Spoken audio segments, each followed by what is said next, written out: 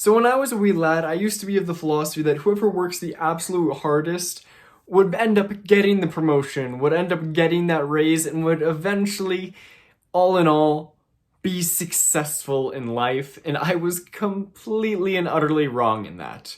What's up, you guys? My name is Mateo Hall, and so many people have fallen into that trap of thinking that just because they work hard means that they're going to be successful in life, means they're going to get a raise, promotion, especially when they're working for a 9-to-5 job. That's just not true whatsoever. So in this video, I wanted to tell you guys a little story of how I became the store manager of a little fast food restaurant within a month of working there. Year was 2019. I was 17 years old, and at the time working some little swing shifts at a local sandwich shop. Walking home from school one day, and I see this help wanted sign from this new fast food barbecue restaurant that's about to be opening up. So I decide, you know what, I may as well apply there, because I'm thinking if they give me a higher offer than I'm getting over at Portasubs right now, then it's probably going to be worth it to go over here. Since I'm only making $8.50 an hour over at Portasubs plus tips, then it would be worth it for me to go over to this new barbecue place if they offer me anything more.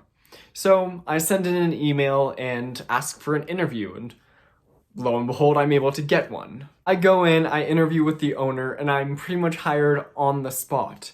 And he offers me $9 an hour, which is a $1 raise for my job over at Portasubs.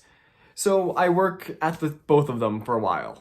I'm going back and forth, the summer's approaching, so I'm able to pick up even more hours, doing swings over at Portasubs and starting to pick up more and more shifts at this barbecue place.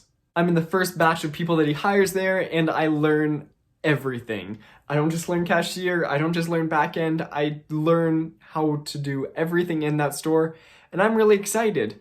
But as the days go on, that original starting team starts to dwindle, with people falling off. But we do end up hiring more people, and I'm one of the 2 remaining original people that he hired for the store. Eventually, there starts to be some conflicts, and Portasubs starts asking for more of my time, but I tell them that I can't, because I've already made commitments over at this other barbecue place. So I'm forced to make the choice. And I end up choosing barbecue because I'm making more over there, plus tips, plus the job is a lot easier at this point in time. Since it's a new restaurant, it's pretty slow over there. Now, there was a lot of drama that did end up happening over at that barbecue place. People accused others of theft. Some people left. The last guy that was on that original crew with me, he also departed from there. So I was the only person remaining, and I suddenly started teaching people how to actually work at the store, which was strange, because I was still only making, at this time, $9.50. I got that extra 50-cent raise after I decided to completely devote my time over there, and he rewarded me for that, the owner did. Why ask him, because we don't have one yet, about a manager position for the store, because this store doesn't have a shift leader or manager, we just have cashiers and back-end people. We don't have anyone formally in any position besides that. And he says that I would be qualified for that position just to give him a little bit more time. I think, you know what, fair enough. It's only been a couple weeks. So he asks me to do a couple more things. I start taking orders for him on inventory, which while going to high school was a lot of work. And then I start making the schedules for him. Suddenly, I was running this store instead of the owner, so I confronted him that either he has to give me the manager position or I have to leave because it was bad for my mental health at the time. I was working as hard as I could, doing as much as possible in order to show that I was capable of this position. And he eventually says, you know what? I'm gonna give it to you. $11 an hour, it's yours. You've been doing so much, and I want to reward you for that. Now I'm thinking, oh my gosh, I did it. I finally did it. I made that manager position. I got another $1.50 raise, while other people are making $8.50, $9 for just working the cashier or back end because they don't know how to do everything else. They haven't been training people. I earned this. I feel so good. And that high did go for a while. It really helped out. That was until he stopped caring about the store so much. It turned into me running this store for the owner instead of just managing it. It was a franchise, and he owned 2 other of these same stores in the area. And mind you, I also brought on 9 out of the 12 people on the staff of the store from my friends from high school. So if it wasn't for me, he wouldn't even have a store to run, let alone not run it to begin with. And that's probably when I should have realized the problem with the store. I made the schedule, I dealt with complaints, I talked to people from other stores in order to get drivers for caterings to send out for our store because none of us could drive because we were all in high school. Half of us didn't even have a permit at the time. So I'm running this store for what I now realized is an annual salary of $22,000 before taxes. But that wasn't even the kicker yet. The kicker was when I talked to one of the store managers from the other locations when I was trying to ask for one of their people to come over and help us out because we needed it. This manager has been on his staff for 2 months, longer than I have, which should have been another telltale sign that he hired a 17-year-old as a store manager in a brand new store, and his other store manager's only been there for 2 months longer than me, that this wasn't a good business to be in. But that manager told me that he was making $15.50. And on top of that, he wasn't doing half of the things that I was supposed to be doing. The owner says that I'm going to start getting paid more after I push him for it for a while, but it never happens. And my breaking point was when I had to go back to school for the 2020 year, and he still expected me to work 40 hours a week and cover everyone that couldn't be covered because that's what I was doing all summer as well. So when he asked me to start covering for people in the middle of the day during a school week when I was in class, that's when it started to break the line for me. And then having the audacity to chastise me after saying that I can't cover someone because I'm the store manager making $11 an hour. And that's when I started to realize it doesn't matter how hard you're working for someone, because in the end, they're going to end up paying you as little as they can in order to still be running a profit for themselves. What really matters is the results you get, but not if you're working from someone else. Because if you're working for someone else and you're getting some amazing results, guess what? Your manager, your shift supervisor, your team leader is going to get the credit for all of the work that you get. Now, sure, maybe eventually you're going to be able to work your way up to that position and you'll be able to claim the work from everyone that's below you, but now you also have to take the blame for all the stuff they don't do. And in the most amount of work, working the hardest doesn't matter when you're working at a 9-to-5 job, when all they care about is whether or not the result is done. If you can do it in the least effective way possible and it still gets done and no one can tell, 9 out of 10 times, your managers probably won't care. But at that same time, you're not going to be getting that promotion. You're not going to get that raise. So what do you do instead? What do you do in order to actually become successful in life?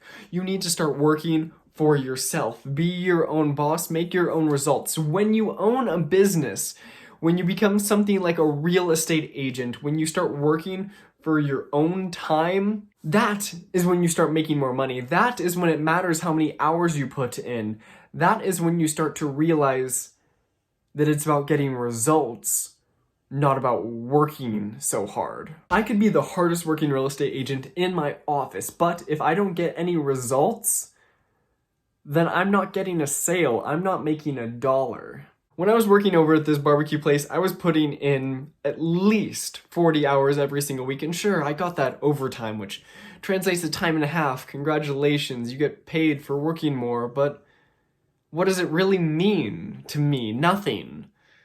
Because I was working hard and not getting any further in that career. If I were to take that same energy, when I take that same energy and put it towards real estate, I'm going to start seeing real results quicker. I was doing 50 hours worth of work in those 40 hours that I was actually on the clock for because I was trying to impress. I was trying to show that I was worth it, trying to skyrocket through the ranks and eventually have the dream of owning my own franchise? Maybe not. Because I've talked to a lot of franchise owners and it's a lot of work. People think that it's pure passive income, and maybe if you look at Grant Navarra, he owns a franchise and he says that if you do it right, it can be passive income, but it's not something that I was looking at for a career path. I was looking at real estate already at this point. So now I'm in real estate. Now I'm looking to hit my $100,000 year in real estate in my first year doing it.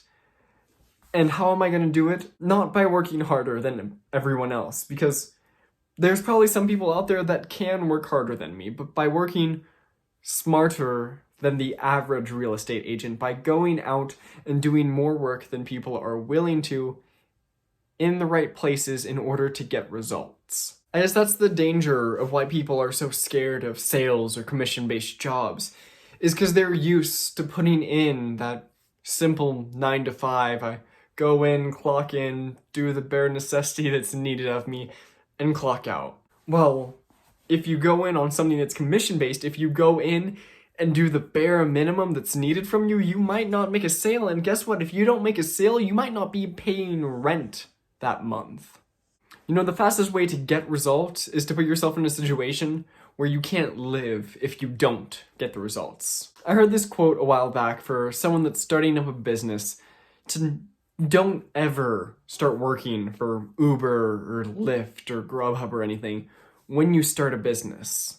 When you're in your first years of starting your business, don't. The reason being, if you know that you have Uber, Grubhub, Lyft, or whatever to fall back on if you need a couple more dollars that month, then you're never going to be scared of failure. I agree with that to a point, because if you are scared of failing, if you're scared that you won't be able to pay the bills this month, that's going to convince you to work a lot harder in order to make sure that's done. You see this obstacle in your way and it becomes something that you have to overcome, or else consequences happen. So I thought that was an interesting quote, is don't depend on Uber, Grubhub, Lyft, some kind of little quick money side hustle when you're starting out your business, when you first get your license, when you first become a contractor.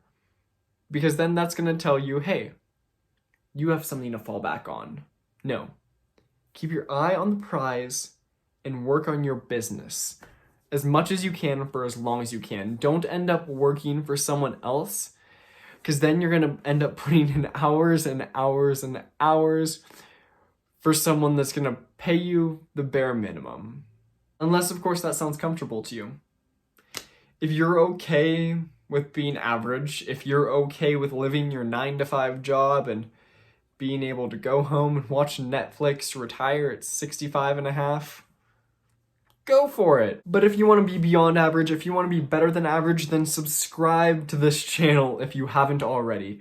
Because I'm going to be teaching you and showing you exactly what I'm doing to be better than the average person, how to make the right results in what you do, by becoming your own boss, by starting a business, by starting a YouTube channel, by getting your real estate license.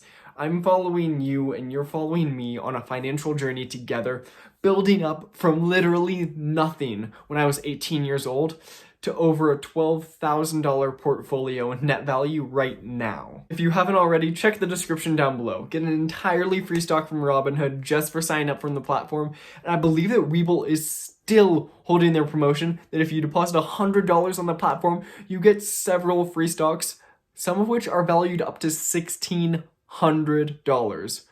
Also, get started building your credit. Get $50 for free for signing up for Discover Card. This is a secured credit card that for signing up for it, you're going to start building credit with no history, so you can eventually start buying your own rental properties, which is the key to early financial freedom. Thank you guys so much for watching, and if you made it this far in the video, leave a comment down below on what your biggest waste of time, money, or biggest missed opportunity was.